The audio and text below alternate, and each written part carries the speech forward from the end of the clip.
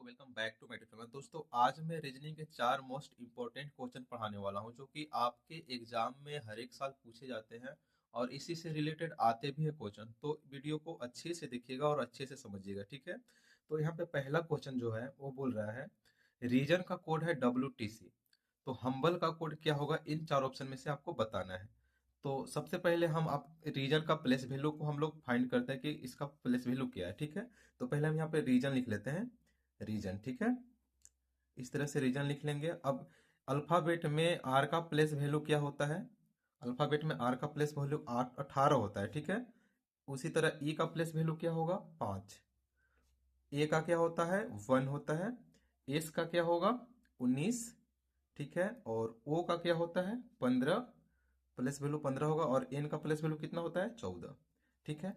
अब देखो ये 18 और 5 को दोनों को हम अगर जोड़ेंगे तो 18 और 5 जोड़ने के बाद कितना मिलता है 23, और 23वें स्थान पे क्या मिलता है आपको W, ठीक है। उसी तरह 1 और 19 को दोनों को जोड़ेंगे तो कितना मिल जाएगा 20, ठीक है। अब 20 नंबर पे क्या होता है आपका T मिलेगा, ठीक है।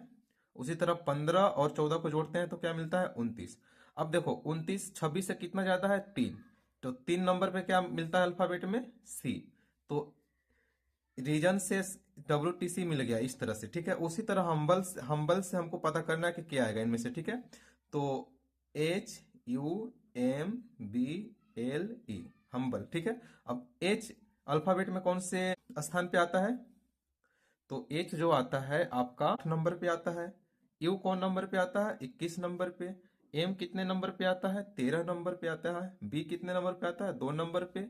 L कितने नंबर पे आता है 12 नंबर पर। और E कितने नंबर पे आता है 5 नंबर पे, ठीक है। अब 21 और 8 को दोनों को जोड़ देंगे, सेम प्रोसेस करेंगे। तो 21 और 8 कितना होता है 29, और 29 26 से कितना जाता है 3 ज्यादा, तो 3 नंबर पे कौन सा आएगा C, ठीक है। उसी तरह 13 और 2 दोनों को जोड़ेंगे तो क्या मिलेगा 15, और 15 नंबर पे क्या आता है आपका O आता है। उसी तरह 12 और 5 को जोड़ेंगे तो 12 और 5 कितना होता है 17, और 17 नंबर पे क्या मिलेगा आपको Q। यानी हम्बल का कोड क्या मिलेगा COQ। यानी ऑप्शन नंबर कौन सा मिल रहा है, ऑप्शन नंबर D। इस तरह से सवाल को बहुत ही आसानी से बना सकते हैं। तो अब चलते हैं अगले क्वेश्चन की ओर। अगला क्वेश्चन बोल रहा है 25 का रिलेशन है 125 के साथ। तो हमको बताना है कि 9 का रिलेशन किसके साथ होगा, इन 4 ऑप्शन में से बताना है। तो 25 से 125 कैसे ला सकते हैं, देखो अगर हम 25 का वर्गमूल निकालें तो 25 का वर्गमूल कितना होता है 5, और इसी 5 को इस 25 के साथ गुना कर देंगे तो कितना मिल जाएगा 25 25 125, ठीक है। इसका रिलेशन इसके साथ मिलने लगा। सेम प्रोसेस 9 के साथ करेंगे। अगर हम 9 का वर्गमूल निकालेंगे तो 9 का वर्गमूल होता है 3, और 3 को इसी 9 के साथ गुना कर देंगे तो 9 कितना हो जाएगा 27। यानी ऑप्शन नंबर कौन सा मिल रहा है, ऑप्शन नंबर D। इस तरह से सवाल को बहुत ही आसानी से बना सकते हो। ऐसा ऐसा एग्जाम में बहुत सारे क्वेश्चन आते हैं, तो आप इस पर ज्यादा फोकस करें, ठीक है। अब चलते हैं अगला क्वेश्चन की ओर। अगला क्वेश्चन बोल रहा है एक व्यक्ति एक वस्तु को 120 रुपए में खरीदता है और 150 रुपए में बेचता है, तो उसका लाभ प्रतिशत ज्ञात करें, ठीक है। इसका क्या ज्ञात करना है, लाभ प्रतिशत।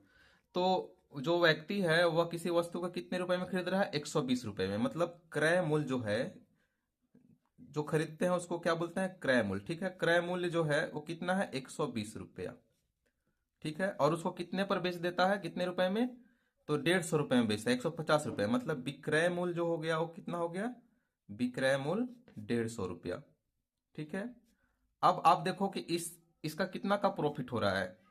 तो 120 रुपए में खरीदा था और 150 रुपए में बेचा, मतलब 30 रुपए का इसको प्रॉफिट हो रहा है। तो हमको ज्ञात क्या करना है, लाभ प्रतिशत, प्रॉफिट परसेंटेज, ठीक है। तो लाभ प्रतिशत का फॉर्मूला एक आता है, ठीक है। लाभ प्रतिशत बराबर होता है लाभ बटा क्रय मूल्य। लाभ हमेशा क्रय मूल्य से निकलता है, ठीक है। लाभ बटा क्रय मूल्य इंटू 100, ठीक है। अब देखो लाभ कितना आया था 30 रुपए का लाभ हुआ था, कितने में खरीदा था 120 रुपए में खरीदा था, इंटू 100 कर दो, ठीक है। अब चलिए इसको काटते हैं, ठीक है।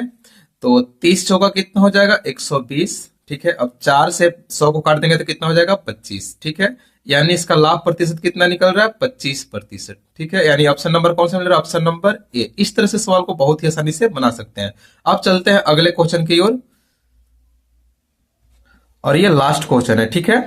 अब देखिए यहाँ पे क्या बोल रहा है, यदि किसी घड़ी में 5:50 हो रहा है तो जल प्रतिबिंब में क्या समय दिखाई देगा। तो जल प्रतिबिंब में जब भी आपका पूछे समय, तो आप इसको क्या करना होगा आपको, इसका ट्रिक देखो क्या होता है। जब भी जल प्रतिबिंब पूछे, जल प्रतिबिंब में समय क्या होगा, तो इसको हमेशा 18:30 से घटा देना जो समय दिया होगा, ठीक है। तो 18:30 से घटा देंगे किसको, 5:50 को, ठीक है। अब देखो इसको घटाओ, तो 30 में से 50 तो घटेगा नहीं, तो यहां से हासिल लेंगे, ये घंटा वाला है ना, तो यहां से घंटा एक हासिल लेंगे। 1 घंटा मतलब कितना होगा, 1 घंटा में कितना मिनट होता है, 60 मिनट। तो 60 और 30 मिलाकर कितना हो गया, 90। उसके बाद यहाँ पे देंगे 1 घंटा, इसको दे दिए तो यहाँ पे कितना बचा, 17। अब इसको काट दो, ठीक है। अब इसको माइनस करो, 90 में से 50 जाएगा तो क्या मिलेगा आपको, 40, ठीक है।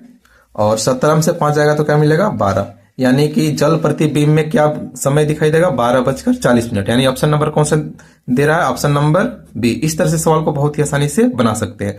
ऐसी वीडियो देखने के लिए मेरे चैनल को सब्सक्राइब करें। तब तक के लिए बाय, मिलते हैं अगले वीडियो में।